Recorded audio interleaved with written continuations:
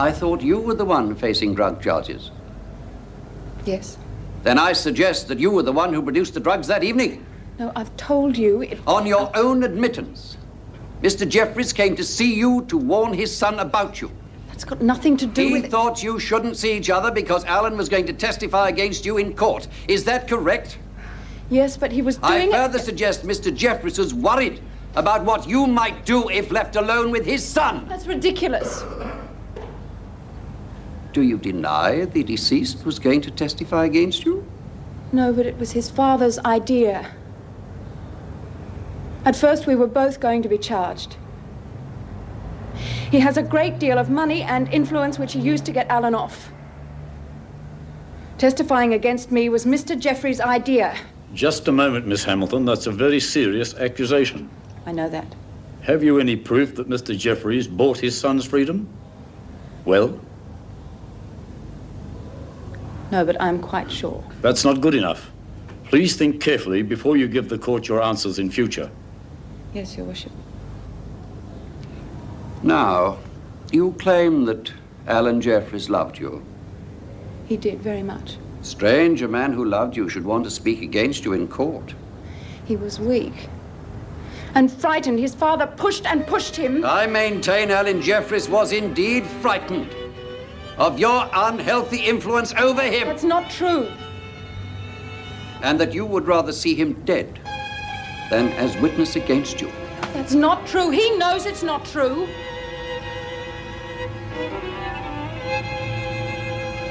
Sit down. You're acting for B. Smith in this Wentworth business, I believe. Trying to. Yes, I know what you mean. I've been going through the statements from the women prisoners. This case isn't as straightforward as I thought it was. Right. I was hoping you could fill me in on a few details. Shouldn't you be asking your client to do that for you? My client isn't being particularly cooperative. I can't say I blame her. She's a veteran. She knows there's not much point in bucking the system. You think someone's having her? No, I wouldn't say that. Let's just say that the department and the officers are rather anxious to pin the rap on somebody. Smith did mention a third person. No, someone else who started the big fire. Name? Wouldn't say. But if you could help me piece one or two things together, maybe I can help you too. Oh, I can't do that. This is all private, confidential. Ah. I'm sorry. Still, a cup of coffee might cheer you up. How do you take it? Black with wine, thanks. You can entertain yourself for a while, can you? That kettle takes a devil of a time to boil.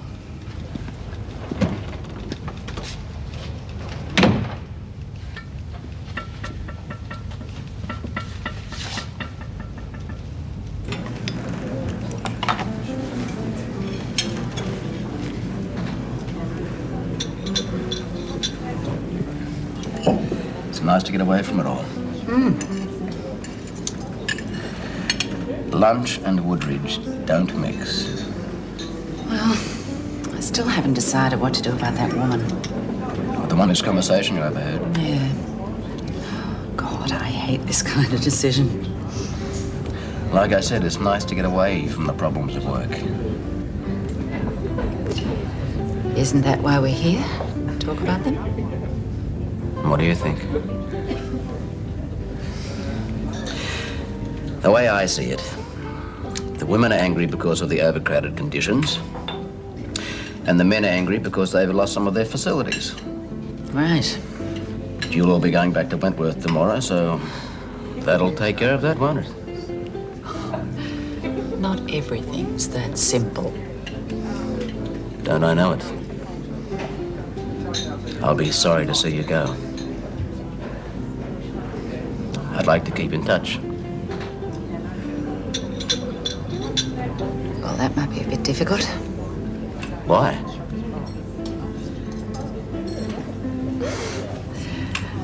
Well, it's been very pleasant and I've enjoyed your company. But there's no reason to see each other once we go back. Does there have to be a reason? I'm married. Makes it a bit awkward. I'm married too, but I'd still like to see you. Does your husband go away much?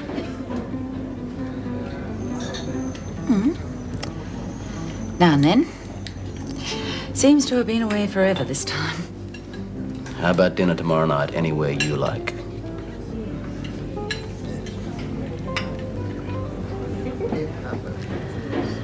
I think I'd better just get through lunch. I couldn't eat anything. Sarah, what the hell were you doing in there? Judy. Why didn't you tell them about Mrs. Jeffries' suicide? I couldn't talk about her like that. Ellen loved it too much. It would have made a hell of a difference. For God's sake, Sarah, this is an inquest. They want to know the truth in there. Now, there's nothing that you can say about Alan or his mother that's going to hurt them now. I couldn't.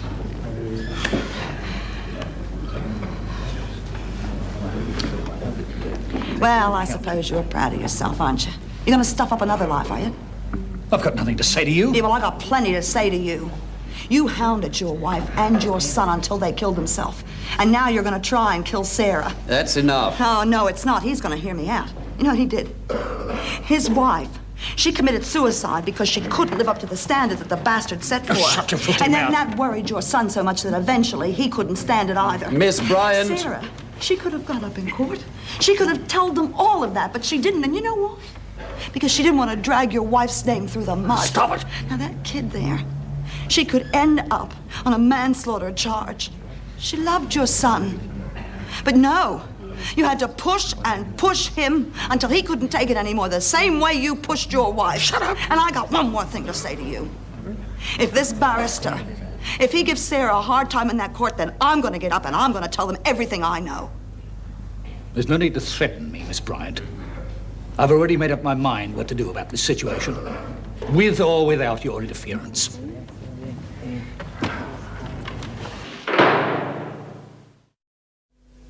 Mr. Jeffries, I know this isn't pleasant for you, but please tell the court the emotional state your son was in that last afternoon.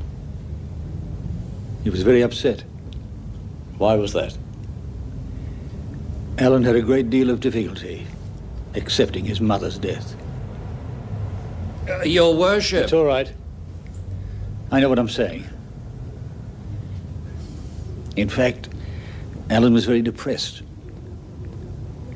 You see, his mother died only a couple of years ago.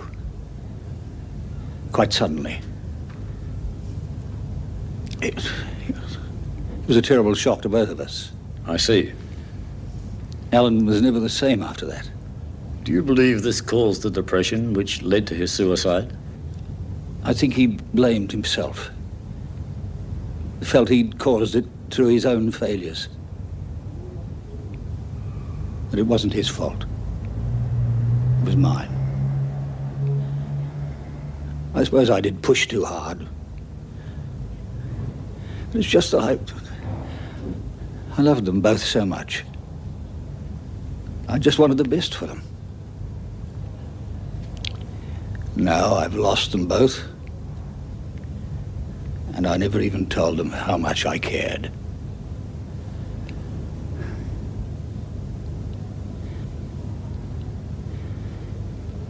As a result of the inquiry into the death of Alan Jeffries, I record a finding of death by misadventure due to a drug overdose administered by the deceased's own hand. I also find that there is no reason to lay charges against any person or persons.